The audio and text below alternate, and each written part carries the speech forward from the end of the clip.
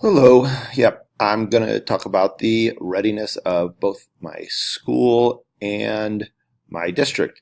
So, in my school, we have a pretty high readiness. Um, we are gaining a new superintendent. He is here this year, and next year he's actually called a deputy superintendent right now, but then he'll be taking over after that as our other superintendent steps down. And the reason I bring him up is he is very pro technology and very pro online class. So I really enjoy that he's going to be in our district and bring some, I think, big changes to us. But overall, I think we have pretty good readiness right now. We are at not one to one in my school. We have enough computers to be one to one.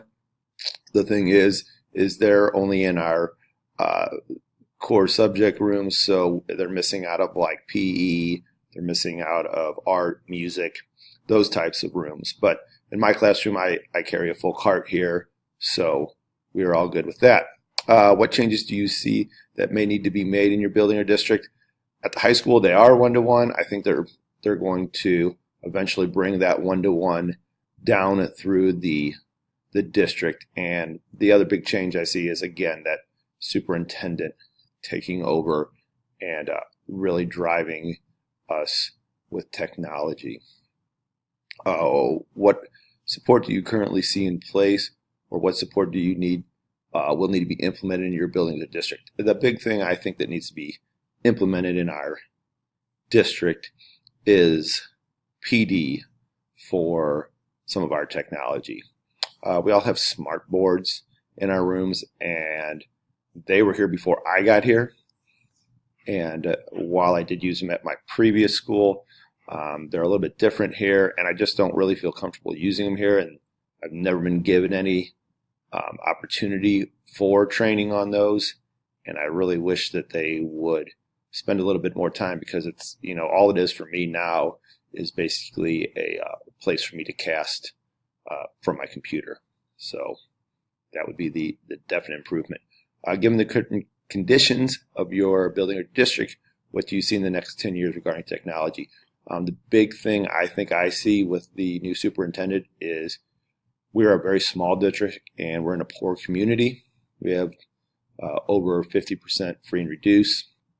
I see us adding classes online that we don't offer in our school already. So some more advanced classes, some AP, things like that, I think are going to come online. And how they'll be offered is there's a couple other small districts around us, and we might combine those districts and not combine the districts, but each one of them contribute to having an online classes to where we know, we may only have 4 or 5 kids from each district, but that would fill up a class to offer something like a AP history, for example. Last question there says, what role can the net standards for administrators play in changing our building, our district path?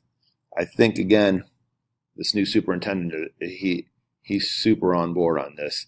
And I've had some short discussions with him about the online, and that's where I sort of see myself with this master's degree, maybe getting some opportunities to be sort of one of the leaders in our district with it. So hopefully that answers all the questions. Thank you.